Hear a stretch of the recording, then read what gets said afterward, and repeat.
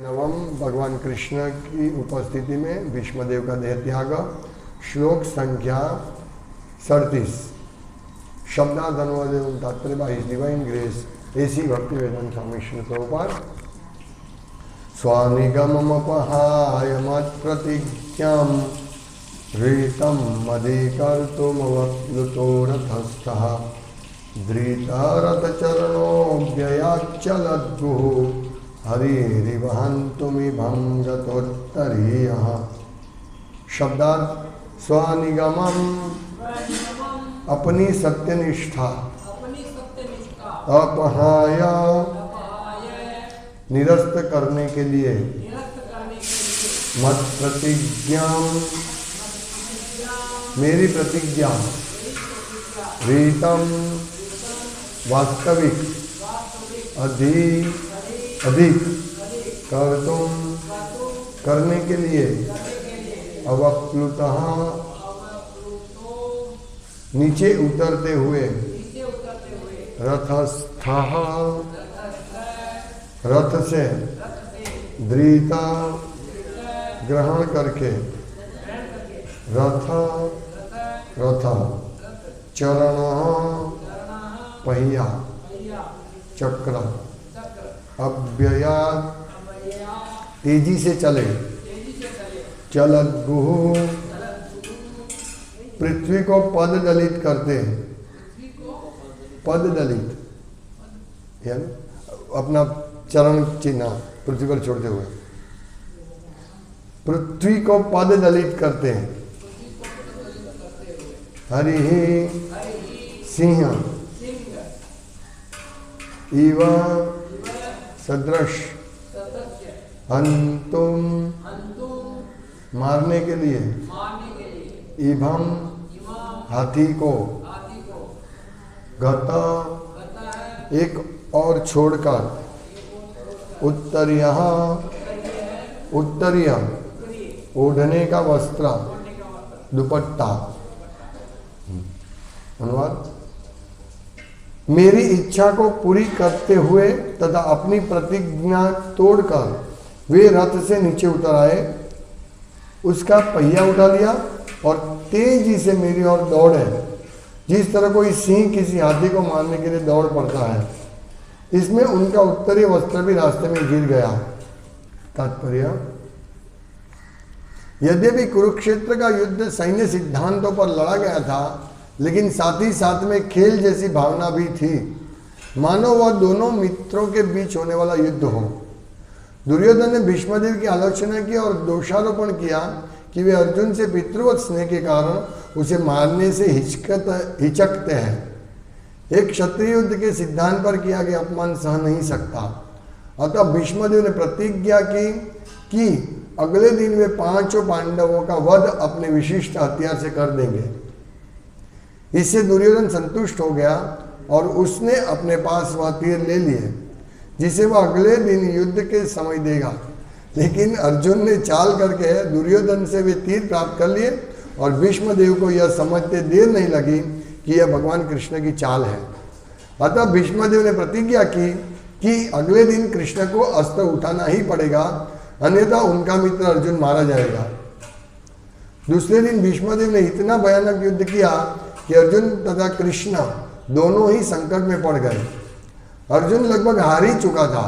परिस्थिति इतनी नाजुक थी कि वह भीष्मदेव द्वारा अगले क्षण मारा जाने वाला था। उस समय भगवान कृष्ण ने भक्त भीष्म की प्रतिज्ञा को रखकर उन्हें प्रसन्न करना चाहा, क्योंकि यह उनकी अपनी प्रतिज्ञा से अधिक महत्वपूर्ण था। ऊपर से ऐसा लगता है कि उन्होंने अपनी प्रतिज्ञा तोड़ी। उन्होंने कुरुक्षेत्र युद्ध प्रारंभ होने से पूर्व प्रतिज्ञा की थी कि मैं कोई अस्त्र ग्रहण नहीं करूंगा और किसी भी पक्ष पर अपना बल नहीं आजमाऊंगा। लेकिन अर्जुन की रक्षा के लिए करने के लिए वे रथ से उतरे, रथ का पहिया उठाए और क्रुद्ध होकर भीष्मदेव पर तेजी से इस तरह झपटे जैसे सिंह हाथी को मारने झपटता है। इससे रास्ते में उनका अंतवस्त्र गिर गया और क्रोधवश उन्हें इसका होश तक न रहा कि रास्ते में उनसे क्या गिर गया। तब भीष्म ने तुरंत हथियार डाल दिए और स्वयं अपने प्रिय प्रभु श्री कृष्ण द्वारा मारे जाने के लिए खड़े हो गए। उस दिन का युद्ध उसी क्षण समाप्त हो गया और अर्जुन की प्राण रक्षा हो सकी। निसंदेह अर्जुन की मृत्यु की कोई संभावना नहीं थी, क्योंकि साक्षात भगवान रथारूढ़ थे। लेकिन चूंकि भीष्मदेव चाह रहे थे कि श्री कृष्ण अपने मित्र को बचाने के लिए हथियार उठाए, अतः भगवान ने ऐसी स्थिति उत्पन्न कर दी कि अर्जुन की मृत्यु सन्निकट जान पड़ी। वे भीष्मदेव के समक्ष यह दिखाने के लिए खड़े रहे कि भीष्म की प्रतिज्ञा पूरी हो गई और उन्होंने पहिया उठा लिया। बहुत अद्भुत लीला। लोग मालूम नहीं, भगवान की सर्वोच्च दिव्य और पूजनीय लीला, गोपियों के साथ अंतरंग लीला, राधा रानी के साथ अंतरंग लीला की ओर दौड़ते हैं और उनके बारे में कहते हैं जो कि लायक नहीं होते हैं। 99.999% लोग इसके लायक नहीं होते हैं। 100% बोल सकते हैं हम, क्योंकि वो वक्ता भी लायक नहीं होता, श्रोता भी लायक नहीं होता है। लेकिन फिर भी वो लोग ये कथा करते हैं। लेकिन ये कथा को एक्चुअली हाईलाइट करना चाहिए। भगवान कृष्ण अपने भक्तों के लिए अपनी प्रतिज्ञा तोड़ देते हैं। इससे बड़ी बात क्या है? मतलब भक्तों की रक्षा करने के लिए और भक्तों को उनसे बड़ा दिखाने के लिए भगवान ये सब करते हैं।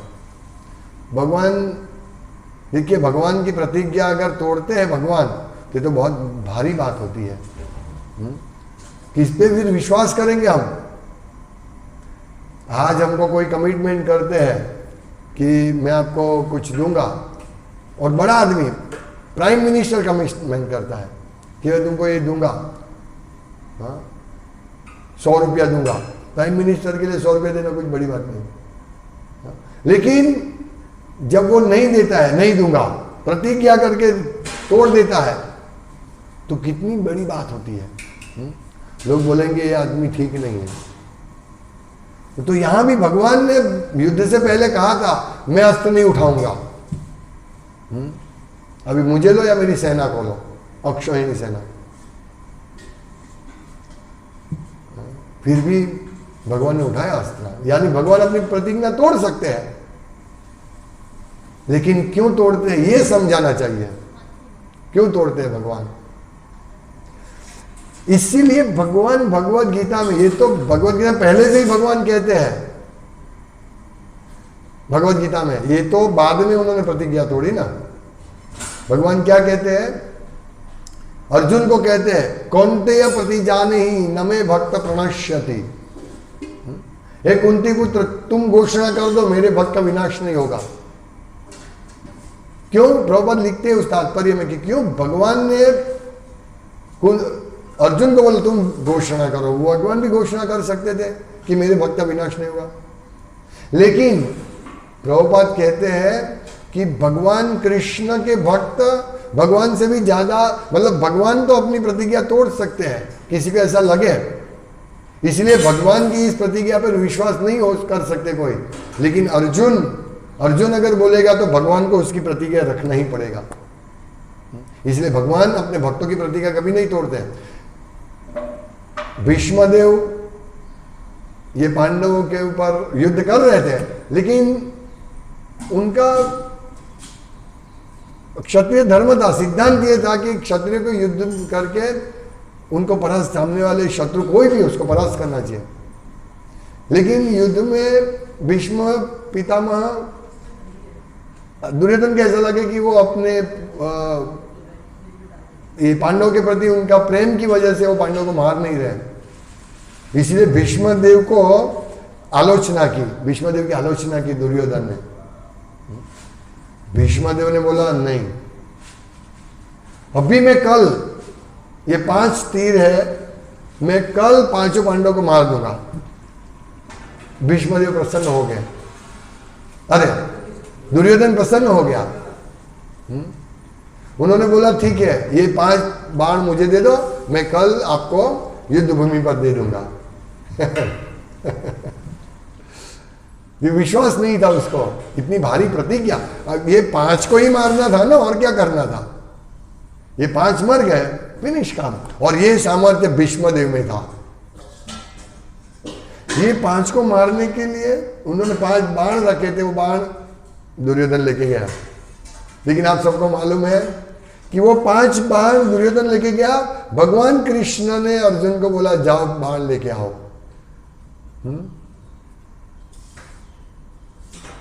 दुर्योधन जब ये बहुत सुंदर, ये यहाँ प्रभुपाद लिखते हैं कि यद्यपि कुरुक्षेत्र का युद्ध सैन्य सिद्धांतों पर लड़ा गया था, लेकिन साथ ही साथ में खेल जैसी भावना भी थी, मानो यह 2 मित्रों के बीच में होने वाला युद्ध हो। ये बहुत स्पोर्ट्समैन स्पिरिट थी, खेल भावना थी। मतलब युद्ध कोई वैर भाव से नहीं किया जाता था। सिद्धांत जब युद्ध बंद होता था तो सब लोग एक दूसरे के कैंप में जाते थे। तो कृष्ण ने अर्जुन को बोला जाओ दुर्योधन के पास जाओ। वो एक प्रतिज्ञा, एक वचन कुछ बाकी था। मुझे लगता है कि वो वचन जब विराट, हाँ, गंधर्व ने पकड़ा था उनको, दुर्योधन को, और छोड़ा था, तब एक वरदान के लिए बोला था और बोला बाद में मैं लूंगा। कृष्ण ने याद दिलाया जाओ और वो तीर लेके आओ। दुर्योधन के पास जाते हैं। ये सब स्पोर्ट्समैन स्पिरिट, कोई ऐसा वैर भावना नहीं। हमारे यहाँ तो कोई हमारा कुछ थोड़ा सा इधर उधर हमारे साथ बोल देगा तो उसको 10 दिन नहीं देखेंगे। यहाँ तो शत्रु कितना एक दूसरे के प्रति वैर था, फिर भी जब अर्जुन जाते तो उनका स्वागत करते हैं। और फिर अर्जुन बोले मुझे एक ये लेना था, आपसे वचन लेना था। बोला ले लो।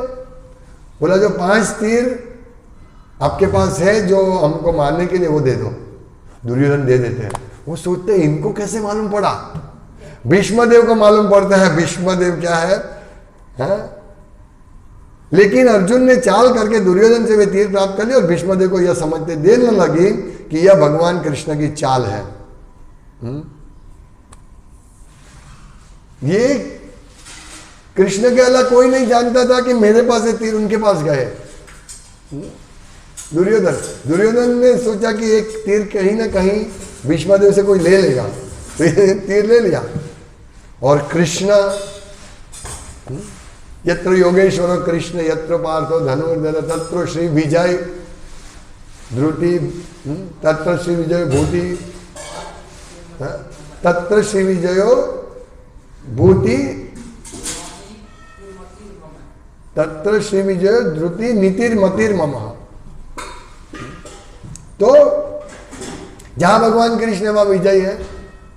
और भीष्मदेव, ये तो बड़ी संकट की परिस्थिति थी ना कि भीष्मदेव ने प्रतिज्ञा ली और भीष्मदेव की प्रतिज्ञा कोई नहीं तोड़ सकता।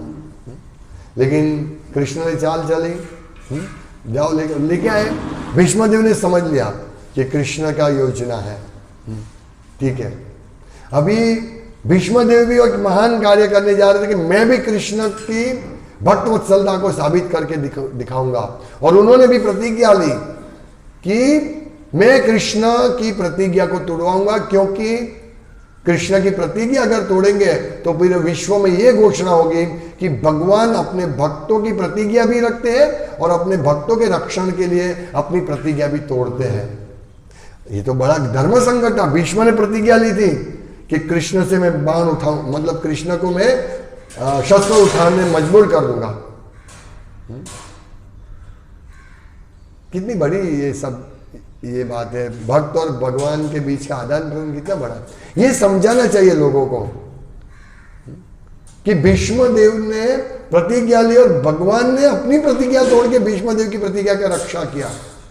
इसमें भगवान ने भी 2 कार्य किए। एक तो अपने भक्त की प्रतिज्ञा को रखना था, इसीलिए भगवान ने क्या किया, मतलब ऐसी परिस्थिति उत्पन्न हुई, भीष्मदेव ने इतने भीषण बाण वर्षा चलाई कि भगवान ने भी ऐसा स्थिति लिया कि अभी अर्जुन मरने ही वाला था और कृष्ण के पास और कोई चारा नहीं था शस्त्र उठाने के अलावा।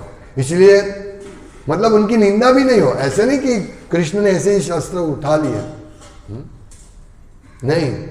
ऐसी परिस्थिति यहां प्रभुपाद लिखते हैं कि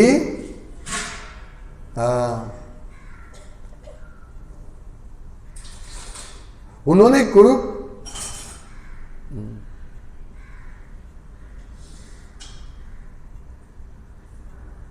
श्री कृष्ण भगवान अतएव, हाँ, निसंदेह अर्जुन की मृत्यु की कोई संभावना नहीं थी, क्योंकि साक्षात भगवान रथारूढ़ थे, हो ही नहीं सकता ऐसा। लेकिन चूंकि भीष्मदेव चाह रहे थे कि श्री कृष्ण अपने मित्र को बचाने के लिए हथियार उठाए, अतएव भगवान ने ऐसी स्थिति उत्पन्न कर दी कि अर्जुन की मृत्यु सन्निकट जान पड़ी। मतलब भीष्मदेव ऐसा अर्जुन को मार तो नहीं सकते थे, लेकिन कृष्ण ने ऐसा स्थिति उत्पन्न की कि ऐसा लगे अभी अर्जुन मर जाएगा, अभी अर्जुन का वध हो ही जाएगा, ऐसी स्थिति उत्पन्न की। हाँ? क्योंकि उनको भीष्म की प्रतिज्ञा को भी रखना था। क्या प्रतिज्ञा की थी भीष्म ने? कि मैं अर्जुन की रक्षा के लिए भगवान कृष्ण से शस्त्र उठवाऊंगा, जो उन्होंने प्रतिज्ञा की तोड़वाऊंगा, ताकि कृष्ण का यश फैले। आज कृष्ण ने वो कार्य किया, तो हम इतने प्रसन्नता से इस लीला का वर्णन कर रहे हैं। प्रसन्न, कितनी प्रसन्न लीला है ये सामान्य जीव नहीं समझ सकते। वो लोग ऐसा निंदा करेंगे कृष्ण ने भी शस्त्र उठाए, लेकिन वो नहीं देखते कृष्ण ने क्यों शस्त्र उठाए। एकमात्र कारण था भीष्म को प्रसन्न करने के लिए, भीष्म की प्रतिज्ञा को बरकरार रखने के लिए। ये बात है, यही कृष्ण की मधुरता है। लीला मधुरम, कितना मधुर लीला है। इसीलिए प्रभुपाद कहते हैं कि भगवान कृष्ण की कुरुक्षेत्र में की गई लीला, भगवत गीता कहा गया वो, और भगवान की गोपियों के साथ रास लीला, वो कोई अंतर नहीं है उसमें, सब दिव्य लेवल पर है। इसमें ये ऊंची है, ये नीची लीला, ऐसे नहीं होता है। वो हमारी दृष्टिकोण ऐसा है कि हम सोचते हैं नहीं, ये भगवान की पत्नी बनना, भगवान की प्रिया बनना, ये सर्वोच्च, उसी में अच्छा सुख मिलेगा। वो भगवान का मित्र बनना, भगवान का दास बनने में इतना सुख नहीं मिलेगा। ये क्यों ऐसा होता है? क्योंकि अवैष्णव मुखोद्गिरणम पूतम हरिकथामृतम, हमारे मन में अवैष्णव मायावादियों द्वारा की जो सब बातें हैं वो हमारे मन में पूरा भर गया था। इसीलिए हम ये सब उल्टा सोचते हैं, हम सोच ही नहीं सकते ये सब चीजें। तो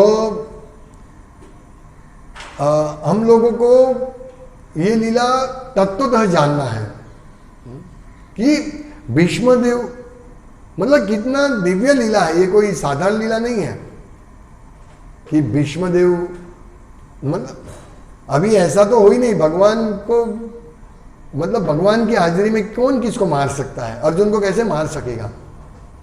ये तो पॉसिबल नहीं थे। भीष्मदेव कैसे मार सकते थे? कोई मार नहीं सकता अर्जुन को। कृष्ण रथारूढ़ थे। जब कुरुक्षेत्र का युद्ध पूरा हुआ तो कृष्ण ने अर्जुन को बोला तुम पहले उतर जाओ रथ से।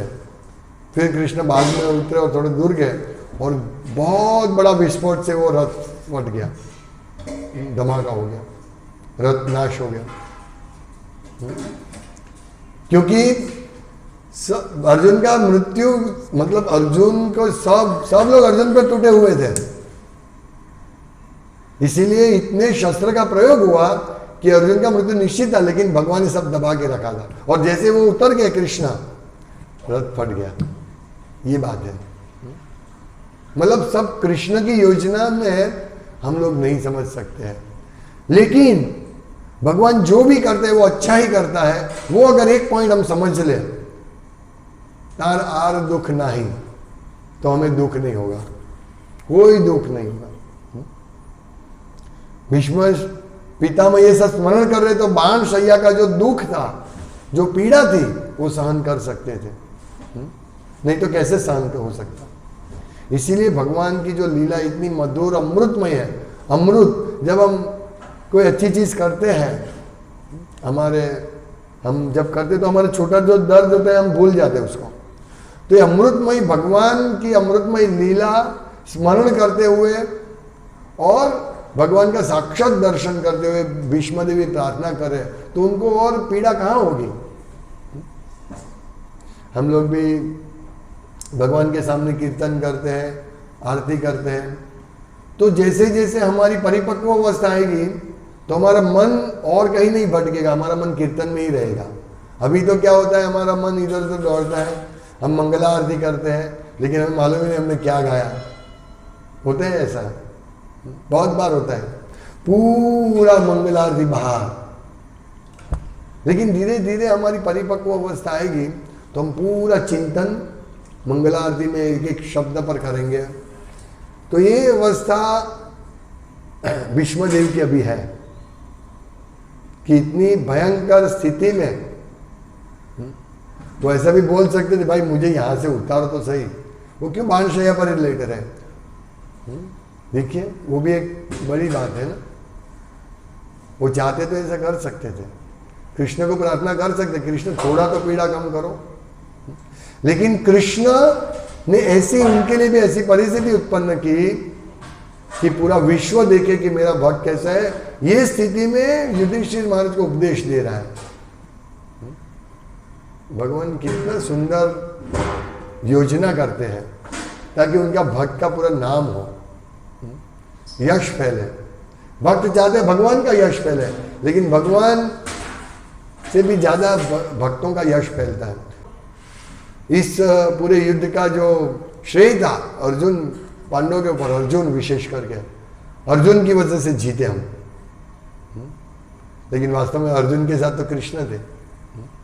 यही अर्जुन जब द्वारका में गए थे कृष्ण को मिलने, सब युद्ध समाप्त के बाद युधिष्ठिर महाराज को राजगद्दी पे बैठाने के बाद जब गए थे, तो जब रिटर्न भगवान ने तो वो गए, उन्होंने धाम छोड़, मतलब अपने धाम चले गए थे। तो उनकी रानियों को लेकर वो आ रहे थे, तो उनके पास वही गांडीव था, वही अर्जुन थे शक्तिशाली। फिर भी कोई गोपालकों के टोलकी ने उनका पूरी उनकी पत्नियों का अपहरण किया, तब ये काम नहीं लगा। अर्जुन स्वयं बताते हैं। हालांकि वो जो गोपालक थे वो कृष्ण ही थे, आए थे उन सब अपनी पत्नियों को ले जाने के लिए, वो एक अलग बात है। लेकिन कहने का तात्पर्य कि कृष्ण होते इसीलिए अर्जुन का यश फैला, और भगवान भी यही चाहते हैं कि उनके भक्तों का यश फैले, और भक्त भी यही चाहते हैं कि भगवान का जो करुणा है वो लोगों को दिखे। चैतन्य महाप्रभु नमो महावदान्याय कृष्ण प्रेम प्रदायते कृष्णाय कृष्ण चैतन्य नामने गौर कृष्ण नमः। चैतन्य महाप्रभु महावदान्याय है।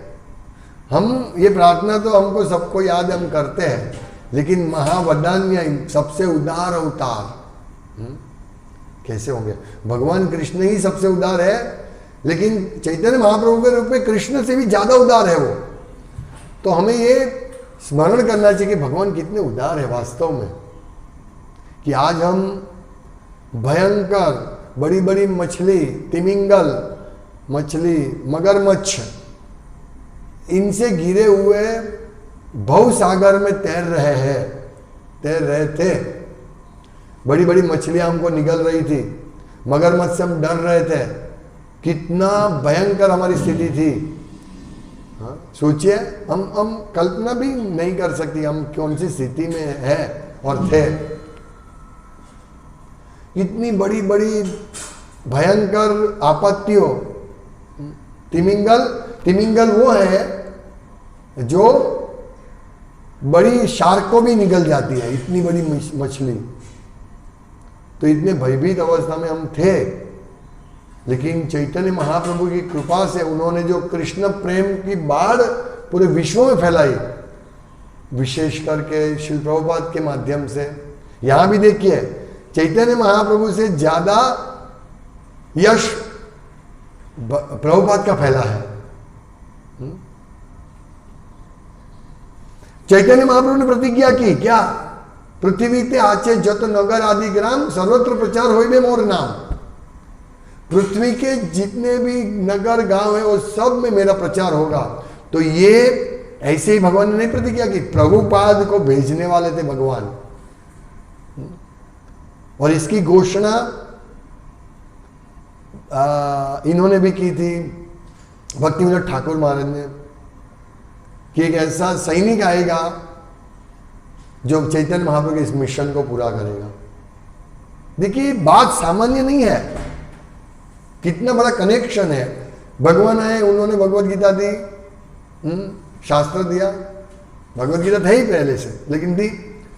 उसके बाद चैतन्य महाप्रभु आए, उन्होंने कृष्ण के मैसेज को खोल दिया पूरा। मतलब कृष्ण ने कृष्ण प्रेम के लिए शर्त रखी थी। कृष्ण प्रेम का अमृत जो था घड़ा, उन्होंने बांध के रखा था कि इतनी शर्त है। क्या शर्त? मेरे शरण में आओ, मेरे शरण में आओ, तब आपको मेरा मतलब मैं पाप से मुक्त करूंगा और मुक्त करूंगा आपको, मतलब पूरा जन्म से मुक्त करूंगा। शर्त रखी चैतन्य महाप्रभु, कोई शर्त नहीं की। हरे नाम हरे नाम हरे नाम एव केवलम कलो नास्ते नास्ते नास्ते करते रहेंगे। शरणागति बाद में, पहले आप हरि नाम करो, पहले कृष्ण के नाम का उच्चारण करो। यह है चैतन्य, इसीलिए चैतन्य महाप्रभु दयालु है। कृष्ण ही है स्वयं। हम चैतन्य चरितामृत में पढ़ते, कृष्ण ने यही सोचा कि अभी जीवों का उद्धार कैसे करूं। इसके बहुत सारे कारण हैं चैतन्य महाप्रभु के, लेकिन ये सर्वोच्च चीज ये है कि उनकी इतनी अद्भुत, जो किसी लोगों के लिए उपलब्ध नहीं हो, कृष्ण प्रेम प्रदायते।